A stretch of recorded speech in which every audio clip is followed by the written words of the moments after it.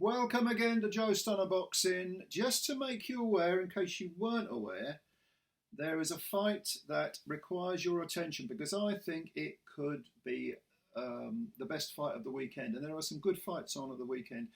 The most famous is the wrong word, isn't it? The most renowned, the most promoted, the most hyped is going to be Canelo and Charlo.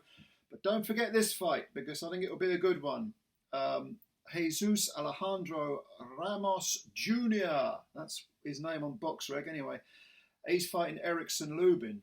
And I think this could be a real barn burner, as they say, because I think it's going to get overlooked. Let me close the door. I can hear the washing machine going.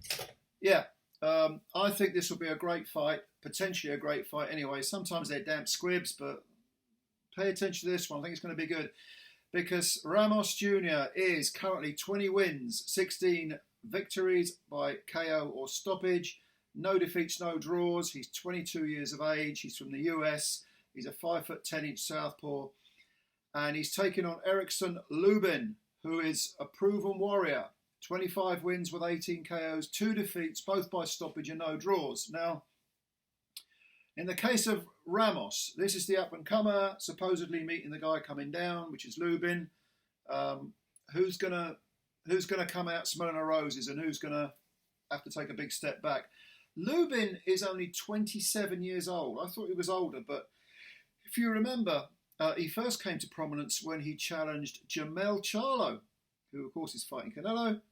That was in 2017, and he got knocked out in a round. It was just a one-punch knockout, and very bad defeat, but of course he was only a kid then. He was 20, 21 at the time, 22. So what? You know, you get a bad defeat, you learn from it, you come back. And he kind of got caught cold. It wasn't like he was beaten up. And he did come back. He came back very well from that. You know, he had a 3-round win over Aisha Smith. He beat Terrell Gausha over 12 rounds. That was a unanimous decision. And Gausha can fight a bit. He's not a bad fighter at all. He was 21-1-1 at the time.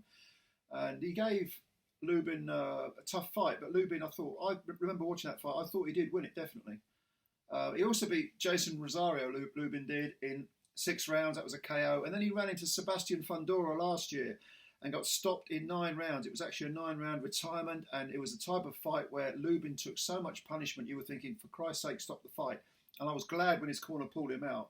But Fundora, you know, who's the towering inferno, that 6'5" bloody light middleweight or super welter, whatever you want to call him, who's since been beaten by Brian Mendoza. At the time he was undefeated. He had Lubin down in round 2, but Lubin came back and with a huge barrage floored Fundora in round 7. And then Fundora, but by that point Lubin had already taken a lot of punishment, and Fundora came back, got hold of the fight again, and ended up forcing a corner retirement. And since then, Lubin has faced Luis Arias, who was 20 wins, 3 defeats and 1 draw, stopped him in 5 rounds. So Lubin, I think we can say, is a proven warrior. Again, only 27 years old, not that old. Probably, you can argue, he might be coming into his prime, physically anyway. But there are some miles on the clock. And he's a southpaw, just to add to the mix, 5'11", 74, 75-inch reach, something like that. Ramos Jr., 5'10", so there ain't a lot of difference going on there. I think the reach is possibly the same, maybe an inch or 2 shorter, but no big deal. So it's the young gun, the young punk coming in and trying to take over from one of the old warriors. And this is, I don't see Lubin rolling over. Now, Lubin does have a question mark over his chin, and with 16 wins in 20 KOs, Ramos Jr. could catch him early. He's got that youthful explosiveness, that youthful vigour, that energy. But at the same time, I'm repeating myself, but Lubin, only 27, he's not necessarily past it, although he does have those miles on the clock, and the chin is a question mark. So it's possible Ramos could catch him early. But if you look at Ramos's record, it isn't a case of Lubin trying to drag him into deep waters, because Ramos actually has a victory over Brian Mendoza. He won a 10-round decision in 2021. This was prior to Mendoza knocking out the Towering Inferno. And it was, it's a good 10-round win. I think he won most of the rounds. And he's beaten other people like Javier Molina at the time of 22 wins, 3 defeats. That was back in 2021 as well. So he had a good year in 2021. That was a unanimous decision. So he's done rounds. You know, he's done the rounds, and his last fight was against undefeated guy Joseph Spencer. Knocked him out in 7 rounds. Spencer was 16-0 coming in. So this kid's been brought along very well, and I don't think there's an argument to say that he's not ready to take on Lubin. He is. The question is, how much does Lubin have left? Now, this is a 12-round fight. I think it's one of these alphabet soup trinkets, but don't ask me which one. It's probably a case of the winner will get a ranking and the other one will take a step back. And I think this is quite a difficult fight to predict because it depends which Lubin turns up. Now, if the Lubin turns up that showed as much guts as he did against Fundora, where his face was like chopped meat by the end of it, but he was still looking to fight. He's got guts by the bucket, Lubin. If he hasn't had too much taken out of him, and it's a big if, because that is the type of fight which does shorten your career, but if he brings it to this young kid and really puts it on him and is able to land some of his own power, because he's got power himself, Lubin, he's going to ask questions of Ramos. Ramos is a southpaw, and so is Lubin, so that you could say they cancel each other out. So I don't really see any stylistic questions that have to be answered, shall we say. I mean, just because you're a southpaw, you may not have faced another southpaw. I suppose I'm wrong about that. Maybe southpaw versus southpaw will ask some questions. That's perfectly possible.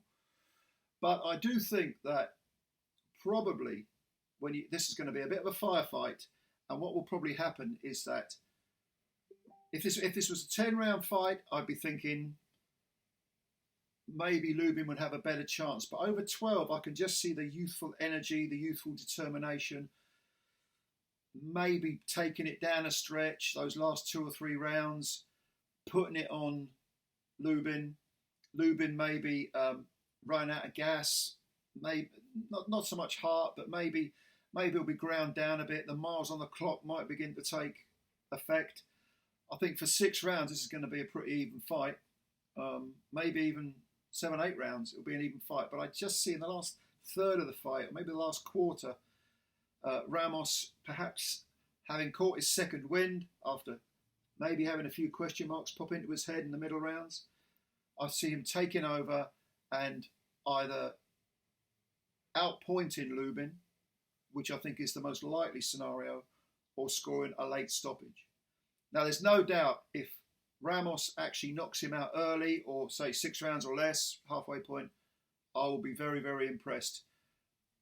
It might indicate, I mean, Lubin, because he's had some tough fights in the past, he could get old before his years, shall we say, and unravel a bit. He's the type of guy, if he is caught, yeah, he'll go on the floor, but he's proven he will get up and he will fight back.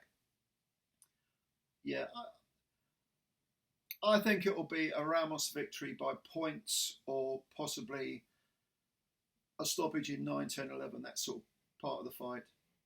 But at the same time, I wouldn't rule out an upset, and I wouldn't rule out a stoppage. I wouldn't rule out Lubin getting stopped in 6. I wouldn't rule out Lubin winning. I mean, this is what makes this fight an interesting tussle, because it is a test for both these guys. Does Lubin still have it? And does Ramos, has he flattered to deceive, or does he have it? Can he take on an older gunslinger, and stop him and add a good name to his record? I think the latter is most probable. I think Ramos will win. Like I say, points or late stoppage. But this is going to be a good fight. I strongly advise you to earmark this one, watch it. And it is on the undercard of Saul Alvarez and Jamel Charlo. But yeah, have a look at it. A lot of people are talking about Ugas versus Barrios as being the main support. I think this is going to be the main support. Have a look.